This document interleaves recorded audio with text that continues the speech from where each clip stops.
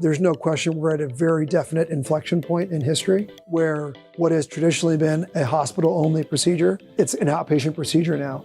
And we just were fortunate enough and I think brave enough to embrace that idea early and to create something that lets us be here at that inflection point. This is an operating environment built by a surgeon. It's hard to overstate how important that is.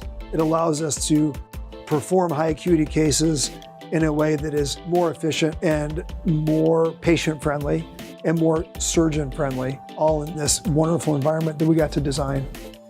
Something that's this large, that requires a lot of patient confidence, the second they step in the building, it has to tell them that this is the place they should be and that things are gonna be great. On the top of looking the part, it had to be the part. We're gonna do a lot of procedures here, so there's gonna be a lot of people waiting. So we created that entry, that lobby, to allow there to be multiple waiting spots. It allows people that sit over and charge their phone, or they can be over by the television, or they can be in a spot reading, or they can be by the refreshment bar. So that worked out really nicely. Something you'll notice when you come into our center is that everything is open. The walking areas and the hallways are all much wider than in a standard surgery center. We did that not just for functionality, but for the eye. And so again, when people come in, they feel automatically relaxed and they feel, oh, this is a place that can handle what I'm doing. In the middle, there's kind of a central area that both pre-op and post-op share that allows nursing to go back and forth from pre to post-op really easily. So while they communicate, they're still separate, but it's kind of formed like an H. We built a hallway in the back of the surgery center that connects the pre and post-op areas. This is an awesome hallway because we actually did it just because we needed a place for the therapist to work, but we needed therapy to be here to help people ambulate and make sure they could safely ambulate. And we needed a place for people to practice going up and down stairs. We have 2 rooms literally in between pre and post-op that are private rooms that have a glass screen privacy door. Total joints start off in those rooms in the morning, and then when they come back to recover, they recover in that same private space. The OR is straightforward, they're big, and the ORs are exactly as big as our hospital OR. We literally went and measured our OR that we like to work in, and that's how we shaped it.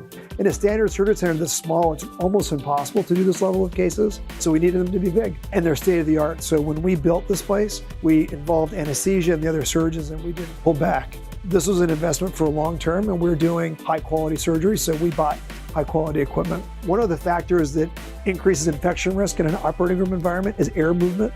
Traditional doors open and close by swinging, and every time that door swings, it creates a vortex of air that kicks bacteria up and increases that risk of infection. And these doors slide back and forth, so there isn't any of that vortex of air, it just slides back and forth. And that's a small detail, but it's something we're pretty happy about. The area where we clean equipment, there's a dirty room and there's a clean room. When you talk about the cases that we're bringing here, it requires a high volume of tools.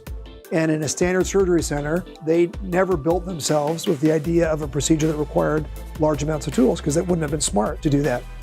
You bring a total joint replacement or a spine surgery into a surgery center, and there's a lot of stuff you have to clean. So one of the things that we said we had to have when we built this place was a hospital-sized cleaning space. So it's one of my favorite rooms, and when you bring people in here from our industry, it's their favorite room too, because they can't believe that we would do that.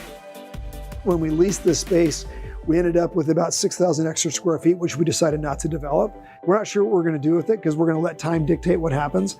So we have a big empty space there. We have this room to expand where we're gonna be able to be agile and adapt. Put 2 more ORs in, put an extended recovery area in if Medicare can come here. There's nothing we won't be able to adapt to because we have that space.